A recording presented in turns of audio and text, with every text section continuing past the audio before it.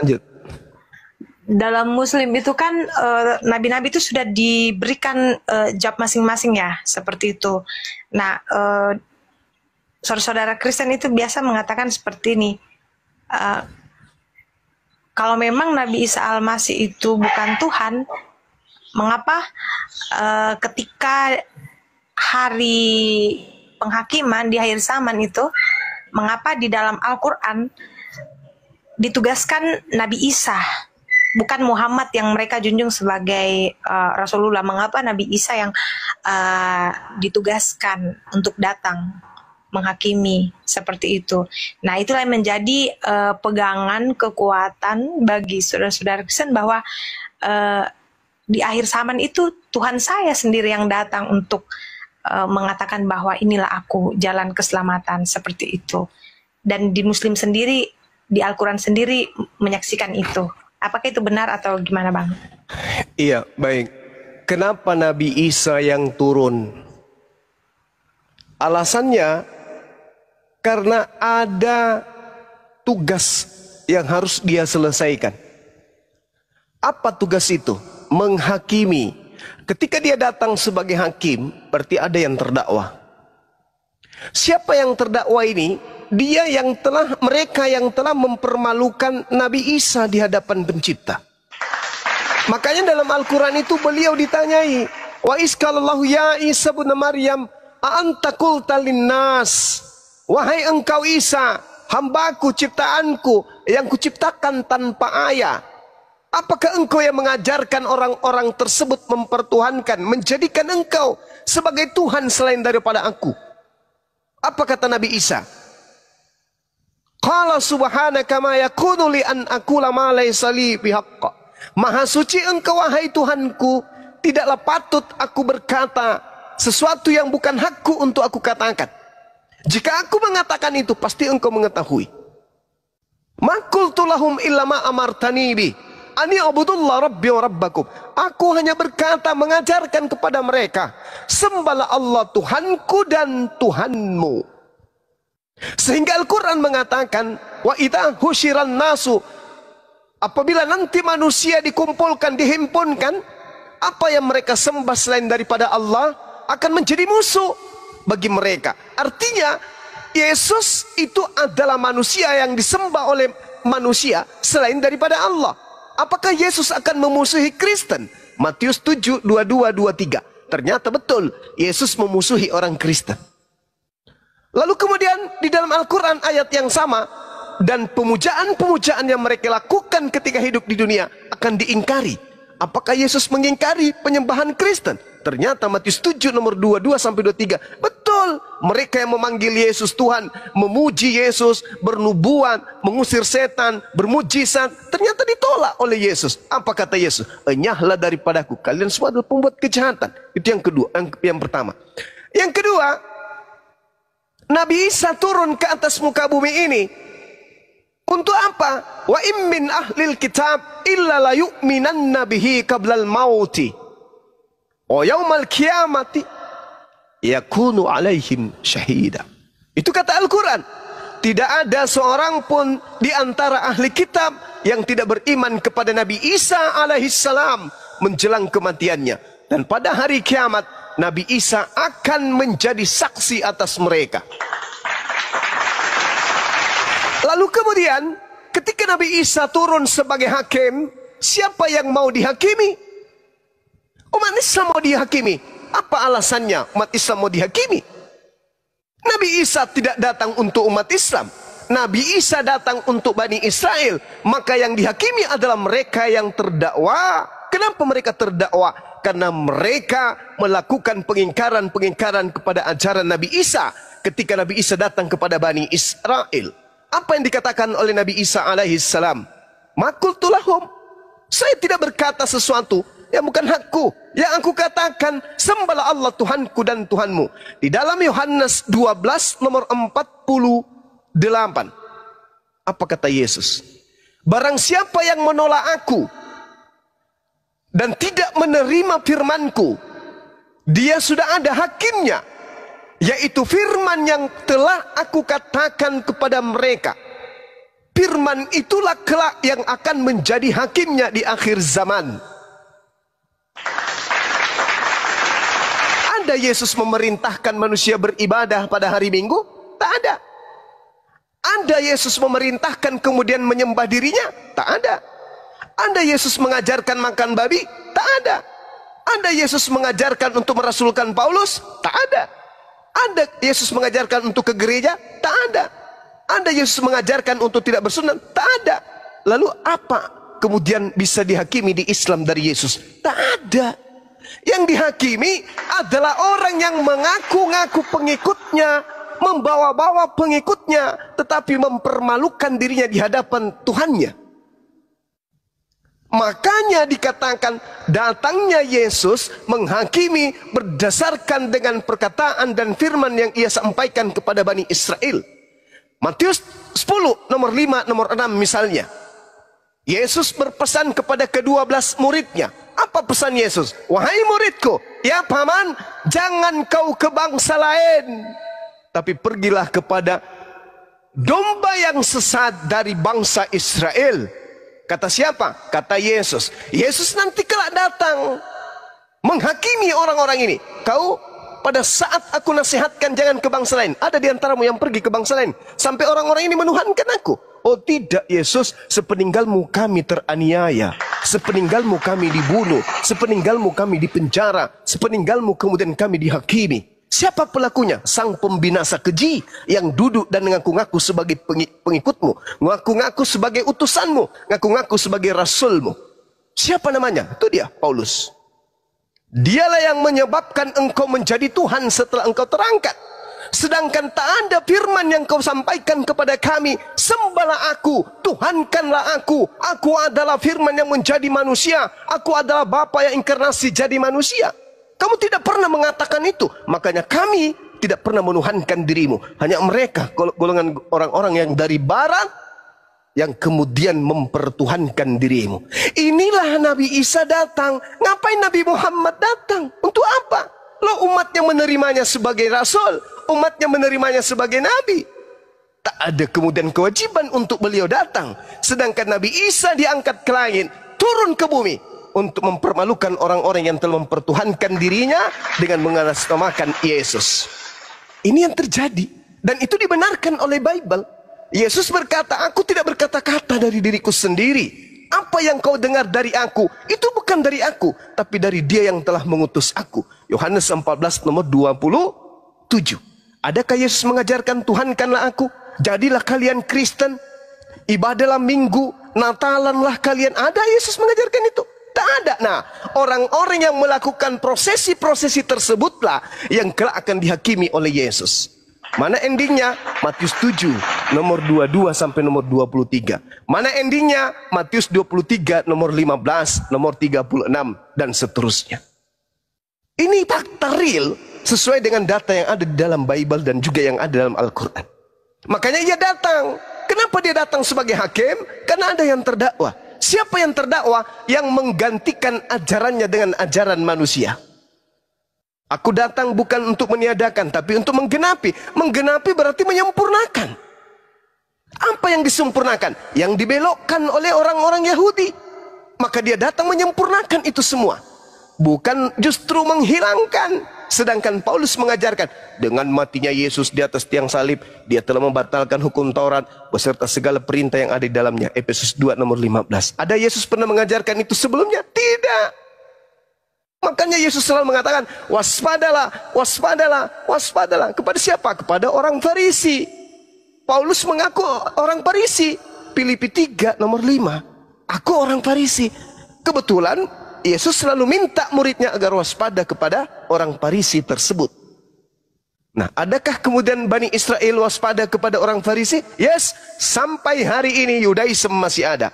Siapa yang menerima orang Farisi ini menjadi rasul? Orang Barat, orang Roma, orang Yunani. Kenapa dengan mudah mereka percaya?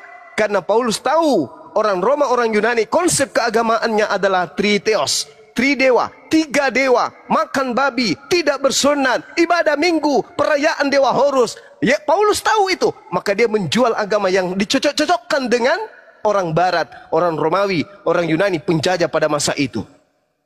Ajarannya diterima? Yes. Kenapa diterima? Karena mereka menyembah dewa Horus tapi fiktif.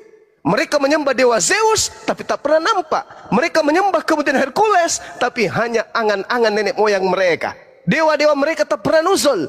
Tapi ketika mereka melihat Yesus membangkitkan orang mati, membuat orang lumpuh berjalan, orang buta melihat, mereka takjub. Oh, inilah Tuhan kita, inilah dewa kita. Dijuallah kemudian ke Roma dan Yunani. Diterima, resmilah abad keempat Yesus menjadi Tuhan bagi mereka, menggantikan dewa Horus. Itu fakta real. Makanya Kristen itu memiliki pola sendiri, Yahudi memiliki pola sendiri, Yahudi memiliki Tuhan sendiri, memiliki kitab sendiri. Kristen juga demikian, sendiri-sendiri. Mana yang betul? Yahudi apa Kristen? Yang memegang kitab yang asli atau yang hanya terjemahan? Mana yang betul? Yang menuhankan Tuhan pencipta langit dan bumi atau yang menuhankan utusan Tuhan pencipta langit dan bumi? Mana yang betul? Kesalahan inilah sehingga Allah mengutus Islam dengan Al-Quran untuk meluruskan. Ya ahlal kitab, qad ja'akum rasuluna yubayyinu lakum. Wahai ahli kitab, Yahudi, Nasara, dan orang-orang zalim yang ada di antara keduanya, telah datang nabiku kepadamu, yaitu baginda Rasulullah Muhammad sallallahu alaihi wasallam. Barang siapa yang ingin selamat, ikut. Dia membawa kitabullah, dia membawa cahaya, yaitu dinul Islam. Ikut. Tapi kalau kamu tidak ikut, hendak kemana kalian pergi? Nah itu jadi Nabi Isa alaihissalam itu datang untuk menghakimi orang-orang. Kalaupun umat Islam juga dihakimi, ayo kami siap. Umat Islam dihakimi, Bang Suma, kadia, ya paman, maju di depan, siap komandan. Apa bos Yesus?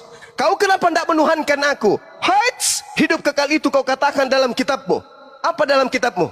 Fat, di dalam kitabmu. Sembahlah Allah Tuhanku dan Tuhanmu. Hidup kekal itu mengenal Yesus Kristus yang diutus atau mengutus? Yang diutus, Bang Suma.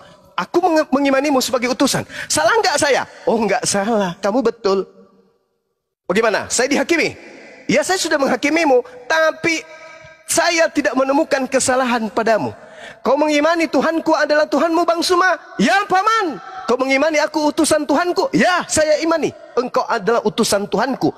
Kau imani aku rasul untuk Bani Israel? Ya, saya imani kamu sebagai rasul Nabi untuk Bani Israel. Saya mau dihukum? Oh, tidak ada hak saya menghukummu, Bang Suma. Kau sudah betul. Hidup yang kekal. Panggil bom-bom. Bom-bom, kadia. Baik, paman. Wah, ini bagus ini bom-bom. Kamu gemuk. Kamu gemuk ini. Kenapa kau gemuk? Saya makan perpuluhan, paman. Kamu Bani Lewi?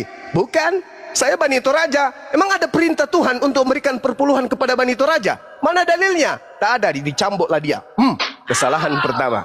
Kau ke gereja siapa yang suruh? Kakek, cambuk kedua. Kau menyembahku, siapa yang kau ikuti? Paulus, cambuk ketiga. Kau makan babi, contoh siapa? Kau tidak bersunat, siapa kau contohi? Bla bla bla seterusnya. Enyahlah daripadaku kau bom-bom. Kau pembuat kejahatan, aku tidak mengenal engkau. Yang lolos Bang Suma. Luar biasa. Itu fakta, itu real. Kan dikatakan di dalam Yohanes 12:48. Barang siapa yang menolak aku, barang siapa yang tidak menerima firmanku, dia sudah ada hakimnya, yaitu firman yang telah aku katakan kepada mereka. Firman itulah kelak yang akan menjadi hakimnya di akhir zaman. Aku akan minta kepada Bapa, Yohanes 14 nomor 26. Apa kata Yesus nomor 16? Aku akan minta kepada Bapa seorang manusia penolong lain yang akan mengajarkan, membimbing kepadamu segala sesuatu berkaitan dengan kebenaran, keadilan, penginsapan dunia akan dosa. Aku akan minta, ikutlah kepada dia. Masih banyak yang ingin aku ajarkan kepadamu, tapi kamu belum sanggup untuk menanggungnya. Tapi ketika ia datang, yaitu seorang penolong lain, dialah yang akan membimbing kalian kepada setiap kebenaran, keadilan, penginsapan dunia akan dosa. Adalah benar jikalau aku pergi. Sebab jikalau aku tidak pergi, seorang penolong itu tidak akan datang kepadamu. Tetapi kalau aku pergi, dia akan datang. Dia akan tidak berkata-kata dari dirinya, melainkan yang disampaikan adalah apa yang didengarnya. Kemudian dia akan memuliakan aku. Dia akan memuliakan aku. Siapa dia? Seorang penolong lain itu. Inilah yang diterangkan dalam Al-Quran. Wa iz qala Isa bin Maryam ya bani Israel inni rasulullahi ilaikum musaddiqan lima baina yadayhi minat Torah wa mubasysyiran bi rasulin ya'ti min ba'di ismuhu Ahmad Muhammad. Makanya ketika Yesus datang, dia hanya untuk Bani Israel. Ketika Nabi Muhammad datang, dia adalah Nabi Rasul penutup untuk seluruh umat manusia. Makanya saudara Kristen itu kehilangan arah. Loh, kok bisa begitu? Oke, saya buktikan. Wahai saudaraku Kristen, siapa nabimu?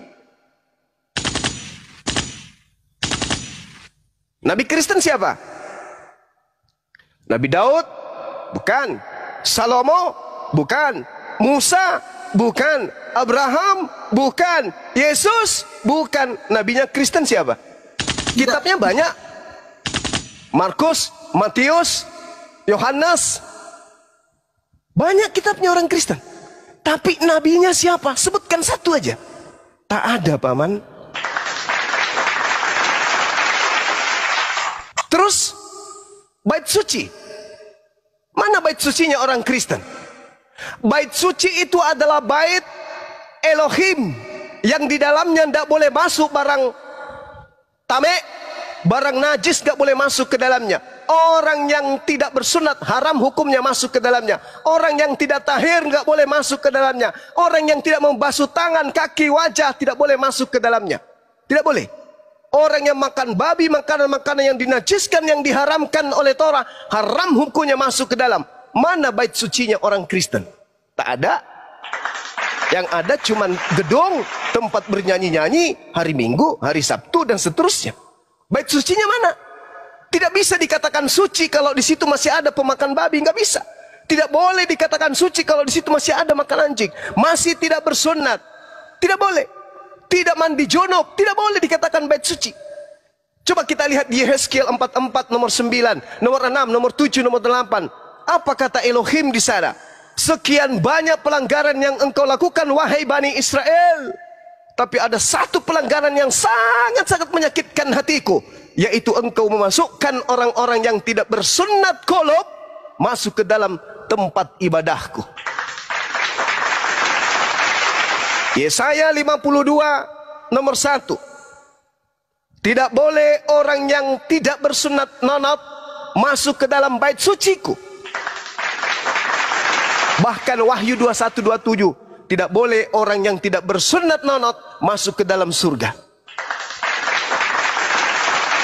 Lalu ketika Yesus datang mencari orang-orang yang bersunat, yang melakukan pemberkatan terhadap Abraham, dihimpun mereka kemudian oleh Yesus menuju kepada Yerusalem baru, di mana Yerusalem tidak boleh dimasuki oleh orang-orang yang tidak bersunat.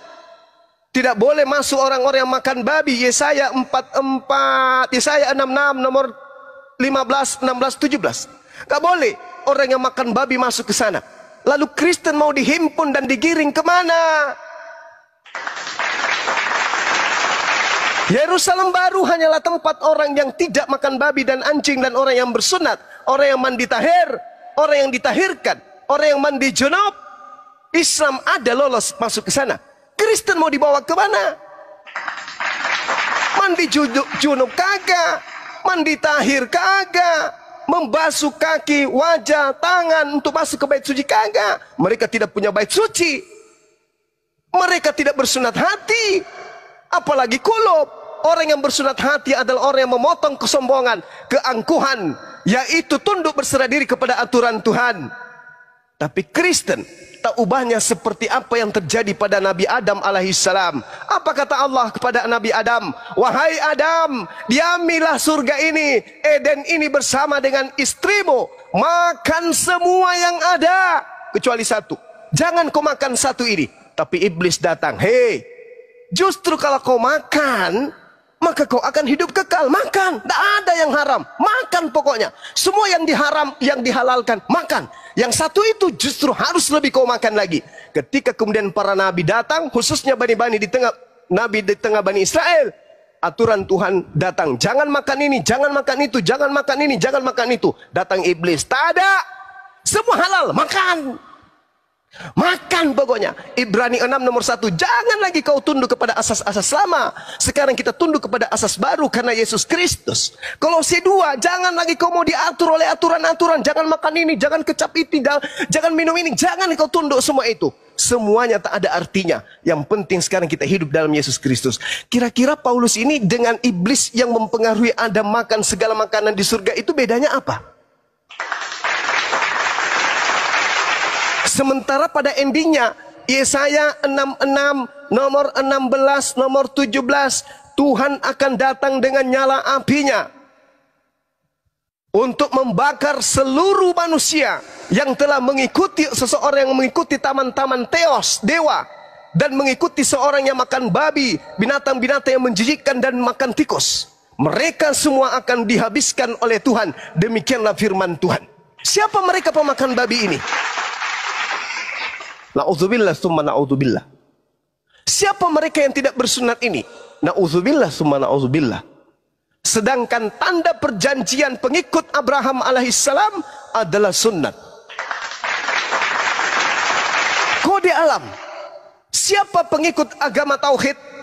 Agama yang diajarkan oleh Allah melalui Nabi Abraham? Lihat nonotnya, periksa nonotnya. Kalau masih pakai helm, itu di luar daripada ajaran Tuhan. Di luar dari perjanjian kekal Tuhan kepada Bani Israel, Bani Ismail, keturunan Abraham.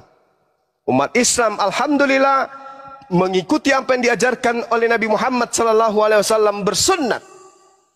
Meskipun umat Islam bukan keturunan Abraham, tetapi melalui Nabi Muhammad, alam semesta ini mendapat berkat dari Allah. Kenapa? Di dalam Kejadian 12 nomor 3, aku akan memberkati siapapun yang memberkati engkau Abraham, dan aku Tuhan akan mengutuk siapapun yang mengutuk engkau wahai Abraham. Umat Islam dibandingkan orang Kristen, hanya umat Islam lah yang melakukan pemberkatan setiap saat kepada Abraham alaihissalam. Setiap umat Islam sholat selalu melakukan pemberkatan. Allahumma salli ala sayyidina Muhammad wa ala ali sayyidina Muhammad kama sallaita ala Ibrahim wa ala alihi Ibrahim. Jelas itu. Tapi kalau Kristen, ada enggak dia melakukan pemberkatan kepada Abraham? Tak ada. Yang ada membenci ajaran Abraham. Abraham mengajarkan satu Tuhan, diganti 3 Tuhan. Abraham mengajarkan sunat qulub, diganti tidak sunat. Abraham mengajarkan korban hewan binatang, diganti dengan korban manusia. Wahai saudaraku Kristen, kalian ini ajaran agama dari mana? Bukankah Yesus syahadatain, bersyahadat? Bukankah Yesus sholat? Bukankah Yesus puasa? Bukankah Yesus bersunat? Bukankah Yesus bersujud? Sedangkan dalam 1 Yohanes 2 nomor 6, barang siapa yang mengaku dirinya hidup, barang siapa yang mengaku Yesus Kristus ada di dalam dirinya, maka dia wajib hidup sama seperti Yesus hidup. Kalau kita lihat nih, Yesus datang pada hari ini, berada di tengah-tengah antara umat Islam dan umat Kristen, mendengarkan azan dan mendengarkan lonceng gereja. Kira-kira kaki Yesus melangkah kemana? Masjid, paman. Subhanallah. Masuk ke gereja, lihat kiri kanan, orang tidak pakai tutup aurat. Lihat ke belakang, orang tidak bersunat. Lihat ke samping kanan bersendawa, bau babi. Lihat kakinya enggak lepas sepatu. Tidak mungkin Yesus ke situ, enggak mungkin. Karena pengkhotbahnya mengatakan apa? Elohim mengosongkan diri dan mengambil rupa manusia, lalu menjadi seperti manusia, tidak mempertahankan keelohiannya, melainkan mengambil rupa manusia dan taat sampai mati, bahkan taat sampai mati di atas tiang salib. Yesus kaget, apa? Tapi kalau kemudian Yesus datang ke masjid, alhamdulillahi rabbil alamin, segala puji bagi Tuhan pencipta alam semesta. Ar-Rahmanir Rahim, yang maha pengasih lagi maha penyayang. Maliki yaumiddin, yang menguasai hari penghakiman, hari pembalasan.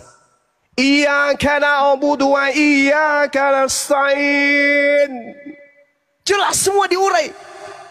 Yesus terkagum sujud menghambakan diri kepada pencipta langit dan bumi. Allahu Akbar. Aman itu. Demikian juga adanya ketika andai saja Yesus hari ini hadir di tengah-tengah kita. Umat Islam kemudian memanggilnya dari belakang. Isa alaihi salam. Menengok dia, nengok. Waalaikumsalam warahmatullahi wabarakatuh. Orang Kristen panggil juga dari belakang. Yesus, Yesus, selamat pagi. Yesus tidak akan balik. Nabi Isa itu tidak akan pernah balik. Nabi tersebut tidak akan balik. Karena itu bukan nama dia. Orang tuanya adalah orang yang menuturkan kata-kata dalam bahasa Aramaik. Tidak mungkin orang tua yang melahirkannya memberikan nama penjajah dengan menggunakan bahasa Yunani. Mustahil. Pasti menggunakan bahasa Aram. Aram, Yesua menjadi Iso. Iso, Arab menjadi Isa. Jadi ketika Nabi Isa datang dipanggil, Nabi Isa alaihi salam, balik beliau. Tapi ketika orang Kristen yang manggil dari belakang, Yesus, selamat pagi, selamat malam, selamat siang. Tak balik-balik Yesus. Kenapa orang di belakang ini selamat matahari? Nah, inilah cerminan. Sederhana untuk mengetahui kebenaran itu. Kalau kita menggunakan akal. Tapi kalau kita hanya menggunakan ego, menggunakan kemudian fanatik buta, menggunakan kemudian agama nenek moyang tanpa mau berilmu, berakal, maka kita akan dihantarkan kepada liang kubur dengan penyesalan sampai kepada kehidupan kekal di neraka. Hidup kekal itu adalah mereka mengenal Engkau satu-satunya Tuhan, la ilaha illahu, dan mengenal Yesus Kristus yang Engkau utus, wa anna Yesus Rasulullah. Valid, sahih, dan itu adalah imannya umat Islam. Tapi kalau Kristen mau kemana? Satu-satunya Tuhan adalah Bapa. Yesus dan burung merpati kayak mana? Ganti-ganti. Satu-satunya Tuhan adalah Yesus, Bapa dan Roh Kudus kayak mana? Ganti lagi. Satu-satunya Tuhan yang betul adalah Roh Kudus, Bapa dan Yesus.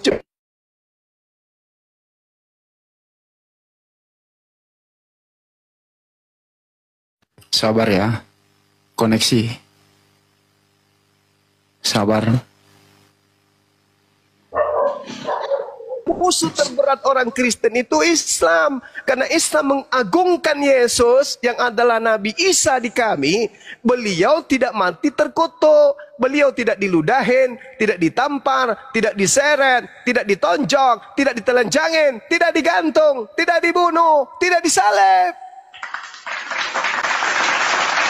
Tapi kalau Kristen tidak mau terima itu. Oh tidak, Yesus itu mati, terkutuk demi dosa-dosa kami.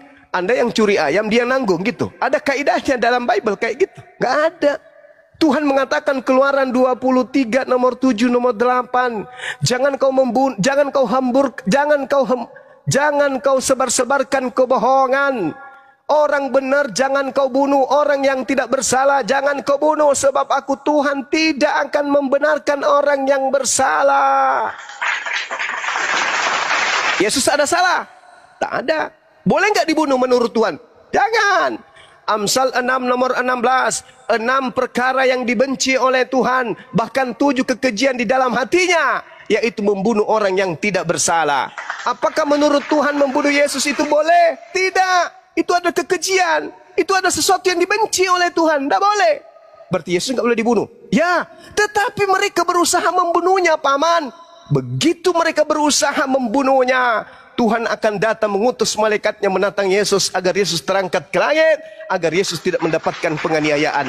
Mazmur 91 nomor 1 sampai nomor 16. Jadi yang mereka sembah, Al-Quran mengatakan, wa iyad'una illa syaitanan marida. Yang mereka sembah tak lain adalah setan yang terkutuk. Siapa yang terkutuk? Ulangan 21 nomor 22 sampai 23. Orang yang melakukan dosa yang sepadan dengan hukuman mati. Al-Quran surah Al-Ma'idah ayat 33. Yang disalib, yang digantung, yang dibunuh adalah pendosa besar yang membuat kerusakan di atas muka bumi. Galatia 3 nomor 13, yang digantung adalah orang yang terkutuk dengan menjadi kutuk. Lalu yang disembah Kristen, makhluk terkutuk. Galatia 3 nomor 13, wa iyyaduuna illa syaitanan marida. Kok bisa? Yes, Yesus mengatakan di dalam Mazmur Matius 12, apa yang dikatakan oleh Yesus? Angkatan jahat ini minta suatu tanda, dan tidak akan diberikan satu tanda apapun kecuali tanda Yunus. Sebab Yunus 3 hari 3 malam dalam perut ikan, demikian juga anak manusia 3 hari 3 malam dalam perut bumi. Siapa yang masuk ke dalam perut bumi? Baca Yesaya 14 nomor 14. Sebaliknya ke dalam orang mati, Lucifer dimasukkan kemudian ke alam kubur yang paling dalam. Kenapa Yesus menjadikan alam kubur 3 hari 3 malam ini sebagai tanda, simbol kepada angkatan jahat? Karena sejatinya angkatan jahat adalah mereka yang bersekongkol untuk membunuh Yesus. Pada hari ketiga, mereka yang sepakat membunuh Yesus ini justru menganggap Yesus itu Tuhan yang bangkit dari kubur. Padahal itu adalah simbol untuk angkatan jahat, bukan Yesus yang keluar dari kubur. Mau bukti? Markus 16 nomor 12, Markus menuliskan Yesus menampakkan diri dalam bentuk wajah yang lain kepada kedua orang tersebut. Pertanyaannya, dari mana Markus tahu kalau yang tampil dengan wajah lain itu adalah Yesus dalam bentukan rupa yang lain? Bukankah ketika ada cerita orang keluar dari kubur, siapapun itu bisa saja dituliskan, oh ini adalah Yesus, tapi wajahnya bentuk lain. Ada apa sulit? Apa sulit melakukan itu? Tidak. Makanya Yesus mengatakan, waspadalah kepada penyesat yang datang kepadamu mengaku Yesus dan berkata akulah Yesus. Waktunya sudah dekat, jangan kau percaya. Lukas 21 nomor 8. Murid-muridnya sampai keturunannya hari ini tak ada yang menjadi Kristen. Mana ke-11 murid Yesus? Percayakah mereka menjadi Kristen? Percayakah mereka kepada Kristen? Menjadi Kristenkah mereka? Apa nama sektenya keturunan ke-11 murid Yesus ini? Cucu-cucu Maria. Mana anak Maria itu selain Yesus? Ada Yudas, ada Yakobus, ada Yusuf. Mana anak-anaknya? Mana cucu-cucunya? Menjadi Kristenkah mereka? Tinggal di negara mana mereka? Ternyata tak ada. Lalu yang menjadi Kristen siapa? Angkatan jahat. Matius 12. Orang ahli Taurat, orang Farisi, angkatan jahat, minta suatu tanda, dan tak ada diberikan tanda kecuali tanda bangkit dari kubur. Kemana pergi keturunan angkatan jahat yang percaya kebangkitan pada hari ketiga? Kemana mereka? Yesus mengatakan di dalam Matius 23 nomor 15, celakalah engkau wahai ahli Taurat, Paulus. Celakalah engkau wahai orang Farisi, Paulus. Celakalah engkau wahai orang munafik, Paulus. Loh kok bisa bang? Baca 1 Korintus 9 nomor 20 sampai nomor 21. Apa kata Paulus? Kepada orang Yahudi aku mengaku orang Yahudi, supaya aku bisa memenangkan banyak orang Yahudi. Kepada orang Yunani aku mengaku sebagai orang Yunani, supaya bisa memenangkan banyak orang Yunani. Kepada orang yang taat kepada hukum Taurat, aku mengaku sebagai penganut hukum Taurat, meskipun aku tidak taat kepada hukum Taurat, supaya aku banyak memenangkan orang yang taat kepada hukum Taurat. Ini apa? Munafik atau bukan? Munafik. Celakalah engkau wahai ahli Taurat, celakalah engkau wahai orang Farisi, celakalah engkau wahai orang munafik. Engkau menyeberangi lautan, menjelajahi daratan untuk mentobatkan orang menjadi pengikut agamamu, dan setelah menjadi pengikut agamamu, kau jadikan mereka orang neraka dan 2 kali lebih jahat daripada engkau sendiri. Kata siapa? Kata Yesus, bukan kata Bang Suma. Innal ladina kafaru min ahlil kitabi wal musyrikina fi nari jahannam. Yesus mengatakan jahannam, neraka. Al-Quran mengatakan jahannam, neraka. Klop, sesuai. Maafkan saya, penyampaian saya ini bukan karena benci, penyampaian saya ini karena sayang. Sayang, semata-mata sayang. Saudara-saudara Kristenku mau menerima, alhamdulillah. Tidak mau menerima juga, minimal dijadikan sebagai renungan. Silakan perdalam Bible. Tuhan penyayang kepada kita. Bible mengantarkan kita kepada kebenaran. Kalau Bible itu kita telah dengan akal sehat.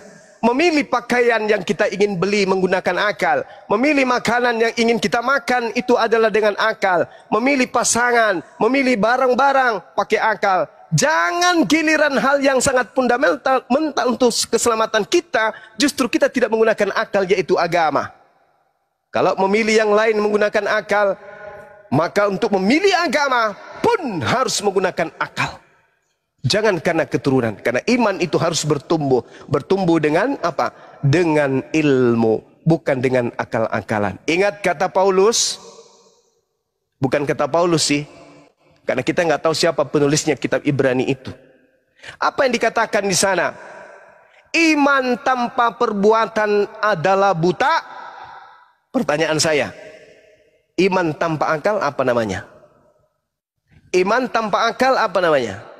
Silakan sahabat-sahabat renungkan. Demikian dari saya. Buta. Mudah-mudahan ada yang bisa dipetik sebagai pelajaran. Yang tidak baik silakan dibuang. Demikian. Terima kasih. Izin bertanya Mas Zuma. Luar Bang, biasa. tadi izin dulu. Iya. Ini masih ke Ibu Mary dulu, sabar ya. Silakan Bu Mary. Luar biasa. Saya sampai nangis Bang Suma. Allahu Akbar. Masya Allah. Subhanallah. Oh, luar biasa.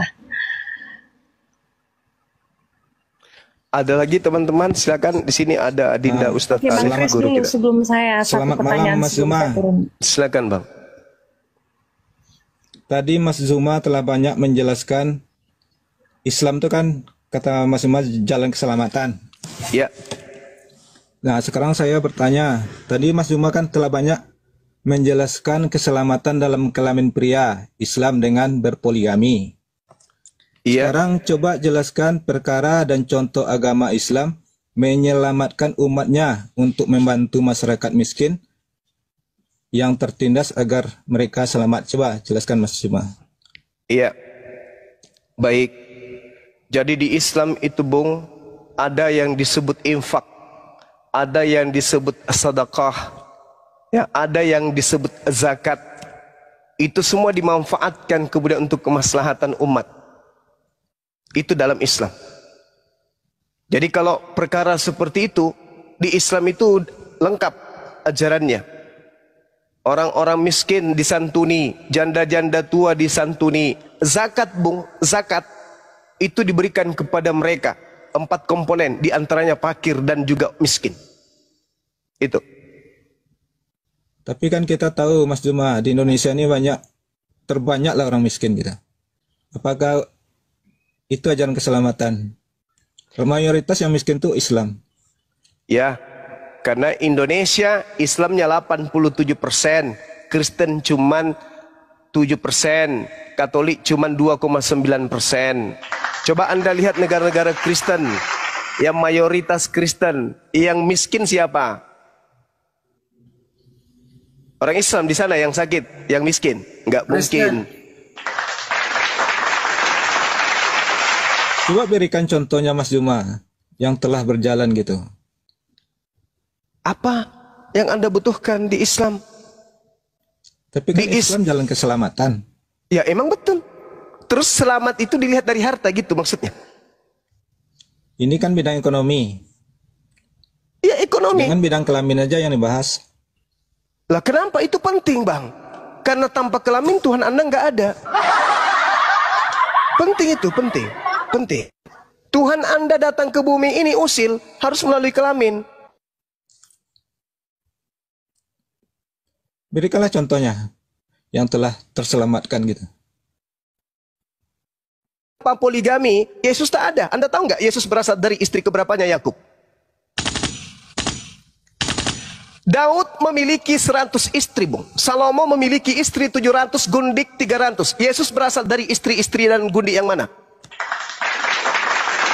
Dan ini Hati-hati berikan berbicara. contohnya yang di masyarakat, terutama masyarakat miskin dan yang tertindas. Coba jelaskan. Di contohnya. Indonesia tertindas yang mana? Di Islam di Indonesia ini yang tertindas yang mana? Di Islam yang miskin itu yang mana? Kalau enggak berikanlah yang di Palestina, dunia lah contohnya dulu. Peran umat Islam Palestina. itu. Kenapa dengan Palestina? Ada apa dengan Palestina? Kita nyumbang 380 juta. Gimana sih? Saya sendiri nyumbang tiap bulan ke Palestina. Api nyumbang 380 juta, betul enggak? Betul. Betul. Ya, jadi Padahal- mau lihat. Ya, lanjut. Padahal yang kita bantu di sana ada orang Kristen juga banyak yang menerimanya. Orang Kristen di Indonesia malah nggak mau. Karena saudaranya banyak yang tertindas di sana. Lanjut. Gak usah terlalu jauh, Bang. Kalau kita berbicara mengenai agama, di Indonesia ada yang disebut zakat. Zakatnya umat Islam itu triliunan. Apakah zakatnya umat Islam ini hanya dimanfaatkan untuk umat Islam? Kagak. Umat Islam menyerahkan kepada pemerintah untuk nikmati rakyat Indonesia apapun agamanya. Sekarang perpuluhan dibawa kemana perpuluhan yang kalian bayar setiap bulan? Kantong Ada- pendeta, Paman. Ada untuk negara kita, ada untuk kami di luar agama kalian, tak ada. Tapi kalau zakat, infrastruktur dibangun oleh pemerintah dari hasil zakatnya umat Islam. Ada kami keberatan? Tak ada, Paman. Dana haji Paman. Dana haji, infak, lasis, zakat di mana-mana. Itu yang pertama. Yang kedua, di negara kita ada pegadaian syariah, ada perbankan syariah, ada asuransi syariah. Nah, kalau dari Kristen apa? Perbankan apa namanya kalau dari Kristen? Puluhan Paman. Tak ada. Mana? Jadi kita nggak bisa melihat dari aspek itu saja, saudaraku, ya. Jadi ketika kita berbicara mengenai keyakinan, berbicara mengenai agama, yang aspek pertama pendukung kebenaran kita itu adalah akal sehat dan wahyu. Tidak bisa keluar dari sana. Ingat, di dalam kehidupan kita sebagai makhluk yang paling mulia di antara seluruh makhluk yang dicipta oleh Tuhan kita, satu-satunya makhluk yang selalu direcoki oleh makhluk halus, makhluk gaib bernama setan, itu adalah kita manusia. Jadi jangan merasa tenang dalam beragama, tapi pelihara dan cari apakah betul agamaku ini, atau jangan-jangan ini hanya pengaruh makhluk itu. Cari, betul-betul cari. Jangan sampai saya merasa nyaman, ajal tiba, padahal jalan yang saya tempuh adalah jalan yang keliru. Itu. Ingat, kalau saya sih sederhana. Saya memualafkan orang, saya tanya gini. Bung, kamu baca Bible, kitab Kejadian? Baca. Sampai mana kamu baca? Udah baca semua, Bang. Oke. Sekarang saya tanya samamu. Ketika Adam dicipta di Gan Eden, taman di Eden, Gan bi Eden dalam bahasa Ibrani. Sudah ada manusia pembisik di tengah-tengah dia? Di kiri kanan Adam, ada manusia pembisik? Belum ada. Ada kehidupan modernisasi yang melupakan dirinya kepada Tuhan? Gak ada. Jaraknya dengan Tuhan ketika yang menciptakan apakah jauh? Enggak. Malah di Bible katanya Tuhan ya berbicara langsung dengan Adam. Oh, berarti dekat? Dekat. Dia sudah terpengaruh dengan zaman modern? Tak ada. Dia sudah terpengaruh dengan mall? Tak ada. Game? Tak ada. TV? Tak ada. Komputer? Tak ada. Ada berapa banyak perintah dan larangan dari Tuhan untuk Adam? Tak banyak. Ada nggak larangan? Ada. Berapa? 1. Apa larangannya? Jangan makan buah. 1 aja. Di zaman di mana dia di Gan Eden. Iya. Belum ada pengaruh dari manusia. Ya. Lalu yang mempengaruhinya siapa? Iblis katanya. Adam lihat iblisnya? Kagak. Kenapa enggak? Karena dia hanya dibisikkan. Jatuh Adam, jatuh. Lalu dibuang ke bumi. Kita keturunannya, yes. Apakah iblisnya berhenti? Tidak. Iblisnya bekerja seperti apa? Banyak katanya. Karena iblis itu semakin banyak manusia semakin banyak. Lalu apakah iblisnya itu murni hanya iblis? Tidak menggunakan, memanfaatkan makhluk lain yang sudah digodanya untuk menggoda kita. Diam dia. Saya katakan sama dia di dalam Al-Quran, inna kaidah syaitan kana da'ifa. Iblis itu menggoda, godaannya lemah, bisikannya lemah. Iblis itu lemah bisikannya. Tetapi yang membuatnya kuat adalah wakil-wakilnya di atas muka bumi yang ada di sekeliling kita. Siapa wakilnya? Manusia-manusia yang sudah diperdaya. Dialah itu. Kalau Islam yang salah, maka wakil iblisnya itu adalah para ustadz, para dai, para pendakwah. Tapi kalau Kristen yang salah, maka wakil-wakil setannya itu adalah pastor, pendeta, dan seterusnya, penatua dan seterusnya. Kenapa? Karena mereka yang punya kemudian kekuatan untuk menggalang jemaat. Ketika mereka berhasil, maka iblis berhasil.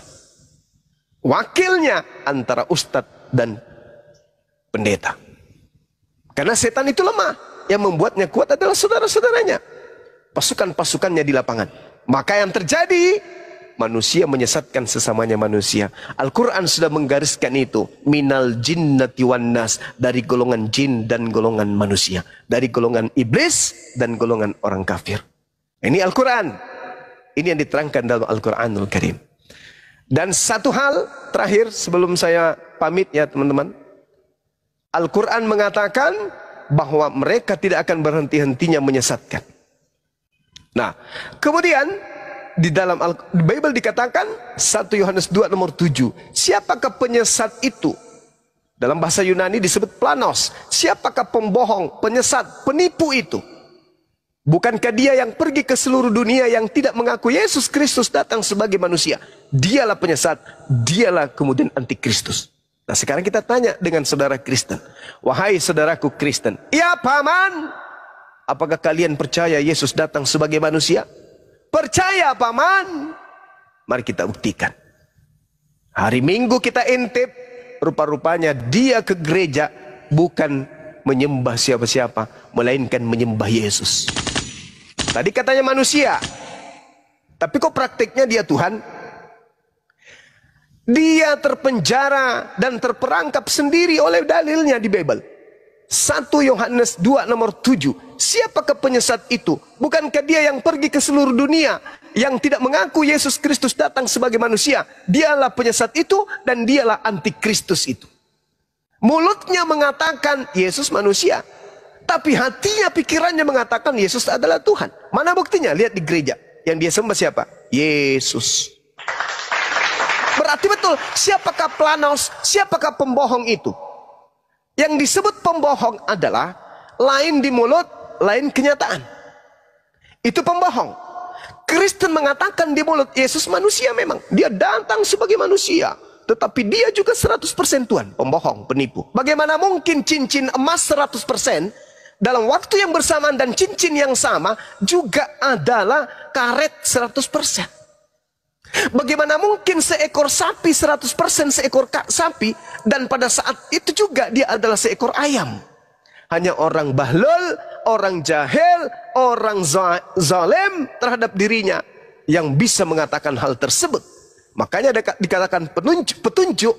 Allah mengatakan dalam Al-Quran, wa makaru wa makarallah wallahu khairul makirin. Mereka bikin perangkap-perangkap. Perangkapnya itu sendiri memerangkap dirinya sendiri. 1 Yohanes 2 nomor 7. Siapakah penyesat itu? Siapakah pembohong itu? Bukankah dia yang pergi ke seluruh dunia yang tidak mengaku Yesus Kristus datang sebagai manusia? Dialah antikristus itu, dialah penyesat itu. Teman-teman Kristen, ya paman, Yesus itu datang sebagai manusia. Kenapa Anda tuhankan? Karena dia juga adalah Tuhan. Tuh, terbukti. Apa bukti penyesatannya? Coba kita lihat, teman-teman Kristen atau teman Islam ini buka Lukas 2 nomor 11. Cara penyesatan iblis itu sederhana. Pada hari ini telah lahir bagi kita juru selamat, yaitu Kristus, Tuhan di kota Daud. Padahal di situ tak ada kata Kristus. Harusnya yang betul adalah pada hari ini telah lahir bagimu juru selamat, yaitu manusia yang diurapi Tuhan di kota Daud. Kristus artinya apa? Orang yang diurapi. Ada nggak tanda koma di dalam bahasa Yunaninya? Tak ada. Berarti terjemahan yang seharusnya adalah pada hari ini telah lahir bagimu juru selamat, yaitu manusia yang diurapi Tuhan di kota Daud. Siapa namanya? Yesus. Berkesesuaian tidak dengan data-data berikutnya? Berkesesuaian. Karena kenapa? Tuhan tidak mungkin lahir. Berarti yang lahir ini adalah orang yang diurapin. Apakah betul Yesus orang? Yes. Betul dia diurapi? Yes. Berarti terjemahan yang betul. Pada hari ini telah lahir bagimu manusia yang diurapi Tuhan di kota Daud. Tidak ada tanda koma. Tapi ini diplesetkan supaya orang-orang bisa terjebak menuhankan manusia yang dilahirkan oleh Maria menjadi Tuhan. Na'udzubillah summa na'udzubillah. Saya kira begitu sahabat-sahabat sekalian, para guru-guru saya di sini. Mudah-mudahan ada manfaatnya, utamanya untuk saya dan keluarga saya. Apa yang saya sampaikan ini bisa menjadi edukasi untuk mempererat hubungan kita dengan saudara-saudara kita Kristen, saling mengisi, saling mengajar untuk menuju kepada keselamatan yang abadi. Demikian untuk sementara. Insyaallah. Bang Zuma. Oke. Iya. Waalaikumsalam. Mbak, sebentar dulu. Mbak Mary masih ada? Silakan. Masih panjang Bang, tapi kayaknya Bang Zuma sudah mau istirahat ini. Ada Ahi Sugi, ada Ustadz Alip. Oke. Singkat saja. Penjelasannya iya. singkat saja ya Bang. Kalau Baik. terakhir ini. Kan tadi sempat disinggung kalau agama Yahudi itu juga agama Tauhid. Iya.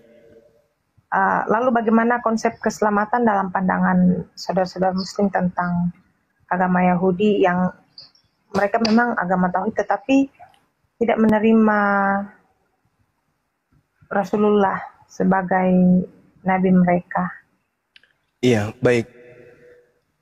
Nabi Allah Isa dan Rasulullah ya, Isa dan Rasulullah. siap. Jadi dalam Al-Quranul Karim surah Al-Ma'idah, Allah Subhanahu wa ta'ala kemudian datang kepada nabinya, yaitu Nabi Muhammad. Apa kata Allah? Wahai nabiku, walaqad akhazallahu mitsaqa bani Israil. Sungguh aku Allah Tuhanmu telah mengambil perjanjian dari Bani Israel, dan aku telah mengangkat 12 orang pemimpin di antara mereka. Wa ba'atsna minhum 12 naqiban. Wa qala Allahu inni ma'akum, dan aku berkata kepada mereka Bani Israel, aku Tuhan pencipta alam semesta bersama dengan kalian. Itu kata Allah, itu kata Tuhan. Lalu Allah menjelaskan kemudian, la in aqamtumus shalah wa ataitumuz zakah wa amantum bi rusuli wa azzartumuhum wa aqradtumullah qardan hasana la ukaffiranna ankum sayyi'atikum wa la udkhilannakum jannah tajri min tahtihal anhar. Itu kata Allah. Sungguh jika kamu kemudian melaksanakan ibadah salat dan menunaikan kemudian zakat serta beriman kepada utusan-utusanku, dan kamu bantu mereka dan kamu pinjamkan kepada mereka pinjaman yang baik, pasti akan aku hapuskan dosa-dosamu dan pasti akan aku masukkan engkau ke dalam surga. Tetapi kata Allah, faman kafara ba'da dzalika minkum faqad dalla sawa'as sabil. Barang siapa yang kufur ingkar di antaramu setelah itu, maka sesungguhnya Allah memutuskan dia tersesat dari jalan yang lurus. Nah, lalu Allah menjelaskan, fabima naqdihim mitsaqahum la'annahum wa ja'alna qulubahum qasiyah. Tetapi karena mereka melanggar janjinya, Bani Israel melanggar janjinya, maka aku melaknat mereka dan kami jadikan hati mereka keras membatu. Makanya ketika Nabi Isa datang, Nabi Isa pun ditolak. Bahkan dibuat kemudian duplikat untuk dijual ke Roma dan Yunani dan dituhankan. Ketika Nabi Muhammad datang, di luar dari bangsanya, lebih-lebih lagi ditolak. Itulah yang diterangkan. Makanya Allah menyeru di dalam Al-Quran di ayat selanjutnya, ya ahlal kitab, qad ja'akum rasuluna yubayyinu lakum katsiran mimma kuntum tuhfuna minal kitab wa ya'funa an katsir. Qad ja'akum minallah nuru wa kitabun mubin. Wahai ahli kitab, wahai orang Yahudi, wahai orang Nasara, Rasul kami Nabi Muhammad telah datang kepadamu, menjelaskan kepadamu banyak hal dari isi kitab yang kalian sembunyikan, dan banyak yang dibiarkan untuk tidak dijelaskan. Sungguh telah datang kepadamu cahaya, yaitu Islam, dan kitab yang menjelaskan yaitu Al-Quran. Yahdi bihi man ittaba ridwanahu subulas salam. Dengan Al-Quran itu, wahai ahli kitab, Allah memberi petunjuk kepada orang yang mengikuti keridaannya kepada jalan keselamatan. Jadi tadinya Allah bersama dengan mereka, tapi mereka ingkar. Makanya di dalam Ulangan 34 Nabi Musa berkata apa? Sedangkan aku masih hidup bersama-sama dengan kalian, kalian sudah memperlihatkan ketegaran tengkukmu kepada Allah, apalagi nanti ketika aku mati. Itu kata Nabi Musa. Di dalam Al-Quran juga begitu. Ya Bani Israel, wa isqala Musa liqaum ya qaum limatu sunani. Wahai kaumku Bani Israel, mengapa engkau selalu menyakiti aku? Faqad ta'lamuna anni, padahal engkau tahu aku ini sesungguhnya adalah rasul ilaikum untuk kalian. Kenapa kau sering menyakiti aku, kata Nabi Musa. Al-Quran menjelaskan itu, dan Nabi Musa pun di dalam Bible menjelaskan itu. Mereka pembangkang. Begitu Nabi Musa menerima wahyu, dia membuat kemudian tuhan-tuhanan dari emas berbentuk patung lembu dan seterusnya. Mereka selalu ingkar. Itu yang diterangkan oleh Al-Quran. Sehingga Allah mengutuk mereka. Namun demikian Allah masih menyeru, wahai Bani Israel, kesini. Telah datang Rasulku Nabi Muhammad, ikutlah kepadanya menuju kepada jalan keselamatan. Kalau Bani Israel aja, saudariku, bangsa yang diutus kepadanya beberapa nabi dan kitab suci saja diperintahkan ikut kepada Nabi Muhammad. Lalu bagaimana dengan kita yang tak pernah diutus Rasul kepada kita dan sebuah kitab? Orang Yahudi aja, orang pilihan inni ma'akum, orang pilihan Tuhan, disuruh ikut kepada Nabi Muhammad. Apalagi kita. Sekira begitu. Ya, mohon maaf kalau kepanjangan. Terima kasih. Sama-sama. Halo, selamat malam Bang Zuma. Malam Bang. Dulu. Oke Bang, Ntar dulu Mbak Mary. Lanjut, saya pamit dulu ya Bang. Ntar dulu. Ya, makasih Mbak Mary. Apa tidak menikmati diskusi ini? Sangat menikmati Bang, tapi besok hari guru saya harus prepare untuk besok. Iya, silakan. Ya. Oke. Terima kasih. Sama-sama. Assalamualaikum. Waalaikumsalam. Waalaikumsalam.